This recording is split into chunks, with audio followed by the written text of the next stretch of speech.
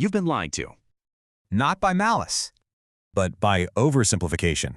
They say, you need to learn to code. Then they say AI can code better. But here's the truth. If you don't master the one skill behind it all, none of the others matter.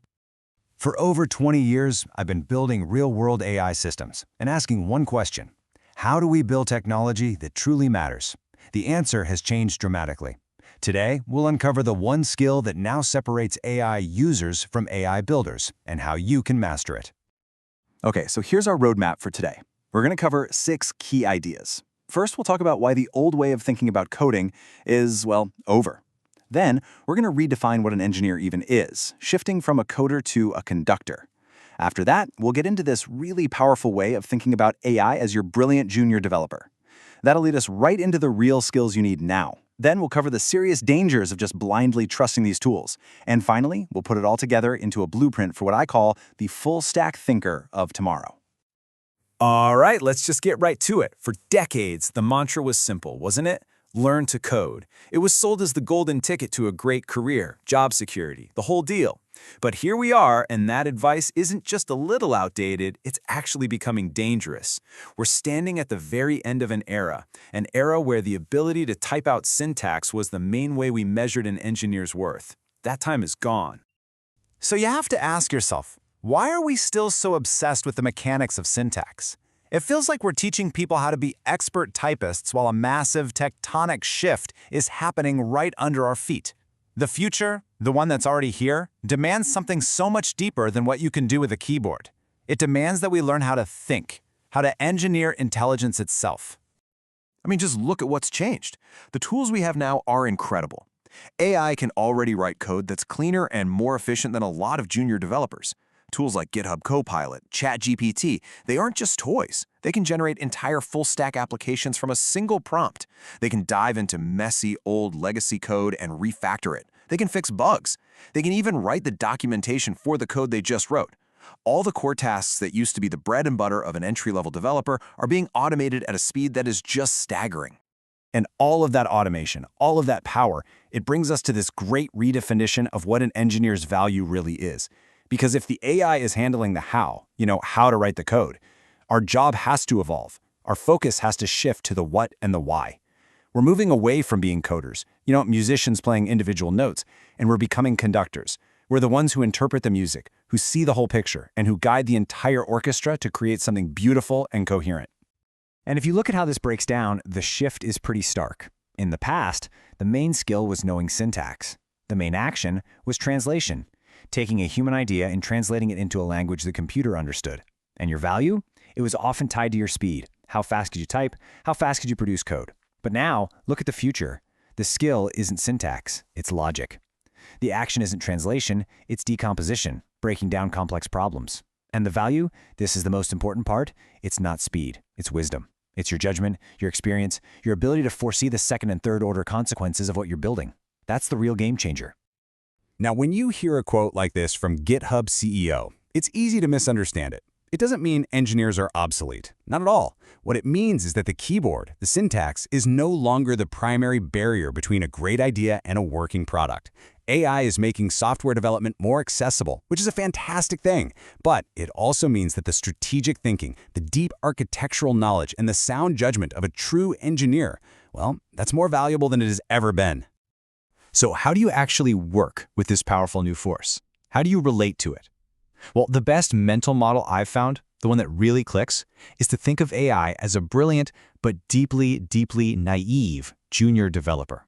And your relationship with this brilliant junior dev is going to define your success from here on out.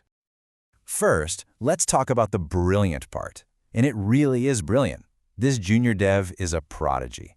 It produces high-quality code at a superhuman speed. It knows every single syntax rule for every language you can imagine. It never gets tired, it never needs a coffee break, and it never, ever complains about a boring or repetitive task. Its ability to just execute on well-defined instructions is absolutely unparalleled. But, and this is a huge but, its naivete is just as profound as its brilliance. It has zero real-world context. It doesn't understand the why behind the code it's writing. It hallucinates. It literally just makes up facts, invents functions, and creates code that looks plausible but is totally wrong. It has no ethics, no moral compass whatsoever. And critically, it cannot prioritize long-term goals like maintainability or scalability over a quick, immediate fix. If you trust it blindly, you are setting yourself, your team, and your project up for disaster. And that is where you come in. This is your new job description as the conductor. Your job is first to define the vision. You have to be crystal clear about what you're trying to build and why. Second, you set the constraints, not just technical constraints like performance, but also the crucial ethical constraints. Third, you must meticulously validate the output. You have to review every line of code, test every function, and question every assumption the AI makes. And finally, you have to ensure the entire system is aligned with human values and goals. You are the final backstop, you are the adult in the room, providing the wisdom and oversight this brilliant but naive tool desperately needs. Okay, so this brings us right to the heart of the matter. If AI is doing all the coding, what is actually left for us to do? This is where we get to the real, durable engineering skills that AI cannot automate. The best engineers are no longer the fastest typists. They are the deepest thinkers, and they've mastered two absolutely critical skills: problem decomposition and systems design. Let's break that down. Problem decomposition, it's really an art form. It's the skill of taking a vague, messy, human problem, the kind a customer gives you, and breaking it down into clear, logical, structured parts that can actually be solved. And this is so important. This happens before you ever write a single prompt for an AI. It's work before the work. It requires human judgment, creativity, and a deep understanding of the problem domain. Let me give you a real-world example to make this concrete. A client comes to you and says, "Build me an app to help farmers in Kenya increase their crop yields." Okay. An amateur, a copy-paste artist, goes straight to an AI and types, "Build me a farming app."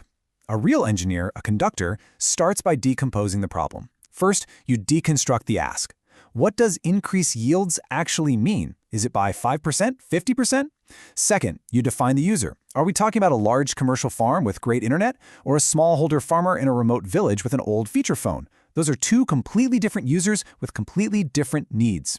Third, you identify the constraints. What's the tech access like? What about literacy rates? What about the local climate and soil conditions? It's only after you do all that thinking that you realize the solution probably isn't a fancy smartphone app at all. Maybe it's a system that works over simple SMS and uses offline data. That right there, that is the work. And this is the engineer's true domain now. Solving for architectural scalability so the system doesn't crash when it gets popular. Optimizing for low bandwidth performance so it actually works in the real world. Figuring out complex supply chain integrations, ensuring robust user data protection and privacy, and constantly weighing the ethical considerations of the technology you're putting into the world. These are not coding problems. These are strategic, architectural, and deeply human challenges that AI can't even begin to understand. All right, now we need to talk about something really critical. As we embrace these amazing new tools, we have to be brutally honest about their flaws. Because right now, human oversight isn't just a good idea or a best practice, it is absolutely 100% non-negotiable. You know, the flaws in AI, they aren't small things, they're profound. First, hallucinations. The AI will just make stuff up. It will invent facts, create API calls that don't exist, and write code that seems plausible but is fundamentally broken. Second, it has a complete lack of real-world context. It might give you a solution that is technically correct in a vacuum, but is contextually disastrous for your specific project. And third, it has terrible prioritization. It will optimize for a single, simple metric without any common sense about the bigger picture. The responsibility to catch these things, to provide that common sense, it falls squarely on your shoulders. Look, this statement might sound harsh, but it's the absolute truth. Developers who blindly accept AI output, who just copy and paste without truly understanding, testing, and validating it, they are not engineers, they are copy-paste artists. And frankly, they will be the very first people to be replaced by the next version of these tools, because they're not adding any unique human value.